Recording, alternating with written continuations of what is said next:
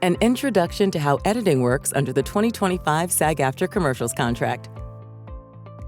Hey, have you heard about how the editing structure in the 2025 SAG-AFTRA Commercials Contract offers more flexibility than ever before?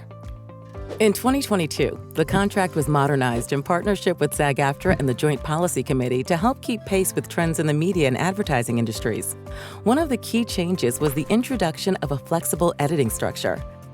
The 2025 Commercials Contract builds on that momentum and brings even greater flexibility for editing, making the contract easier to use than ever before.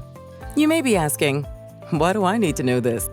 As a SAG-AFTRA performer, you'll want to know how changes or edits to a commercial you've worked on may or may not trigger additional edit fees.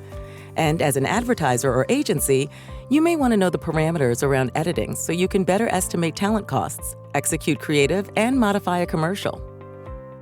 Let's talk about the editing structure and changes introduced in the 2025 contract. First, there are 4 types of editing changes that do not create a new commercial. This applies to all commercials produced under the 2025 contract, including those produced under the social media YouTube terms. 1. Shorter, longer, or same-length versions. 2. Permitted changes. 3. Paid edits. And 4. Addressable edits. Let's break it down more, starting with shorter, longer, or same-length versions.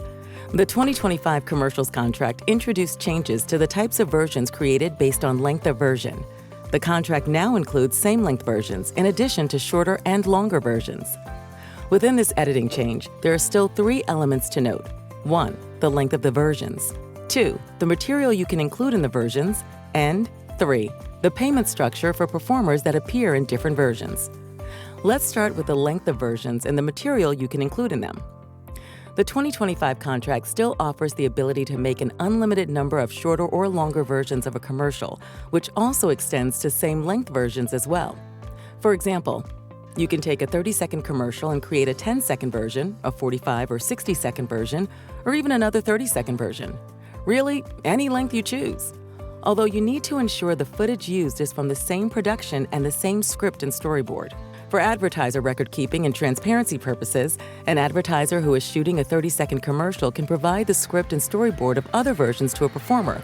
For example, a 45-second version and a 10-second version, where the performer is planned to be included, but the performer will only shoot the 30-second version on the day.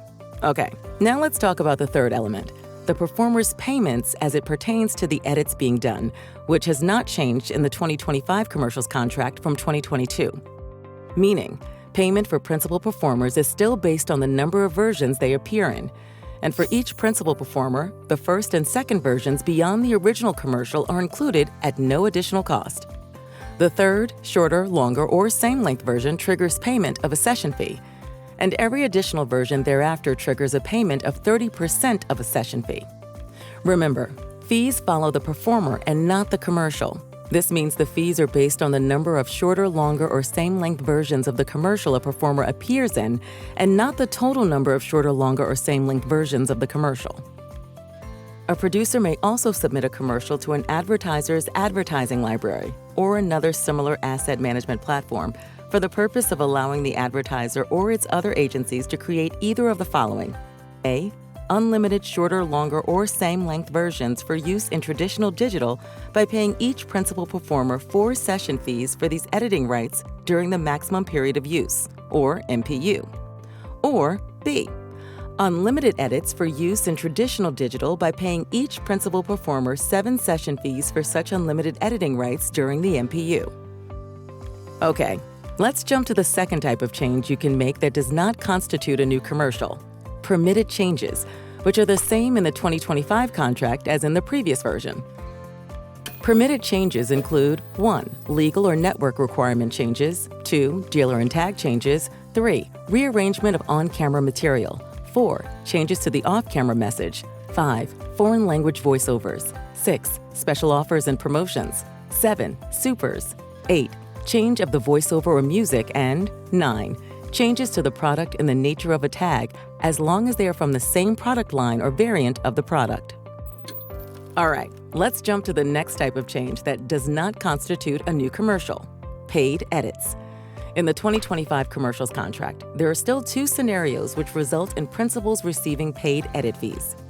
First, If a product is changed to another product in the same product line or to a different variant of the same product, such as a different color, model, size, scent, or flavor, beyond the nature of a tag.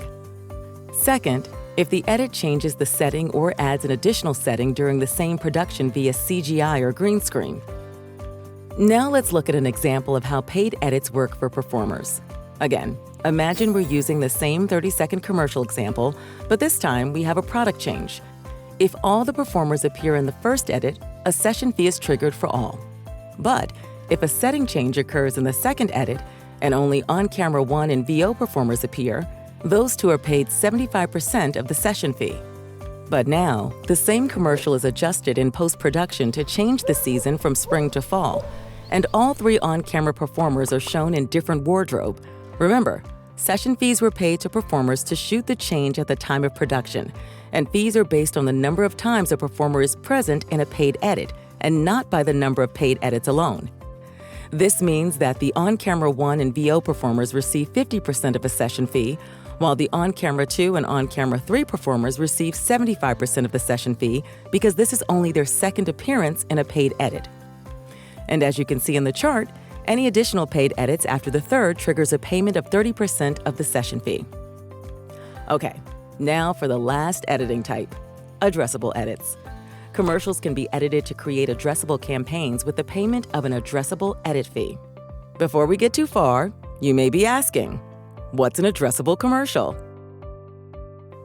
Addressable commercials are specifically produced to be shown in multiple variations and are dynamically inserted at the level of individual households. They also use footage and/or soundtracks from the original production as long as the edit doesn't change the commercial concept or message. As for addressable edits, they result from things like a change in settings, such as a beach to rolling hills, where such changes are not limited to CGI or green screen. Or a different product in the same product line, such as a single serving of coffee to a carafe, beyond the nature of a tag. As well as a different variant of the same product, such as a different color, size, scent, or flavor, beyond the nature of a tag.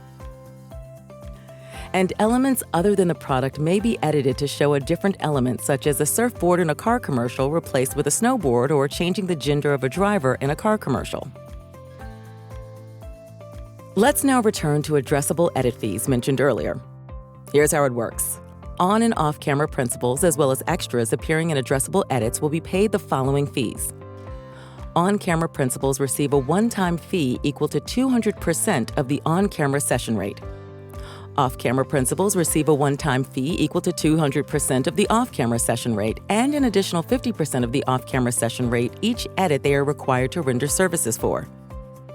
And lastly, extras receive a one-time fee equal to 50% of the unlimited use extra session rate. And that's it. We've covered the 4 types of changes that do not constitute a new commercial. 1. Shorter, longer, or same length versions. 2. Permitted changes. 3. Paid edits. And 4. Addressable edits. And changes to editing introduced with the 2025 Commercials Contract as it relates to an advertiser's use of an advertising library or other similar asset management platforms. As a reminder, changes beyond those outlined in Section 37 are considered unpermitted and result in a new commercial for use purposes. We hope this has been helpful and that you have a better understanding of how the editing works and the options available under the 2025 Commercials Contract. Reach out if you have questions about these terms or anything related to the 2025 Commercials Contract.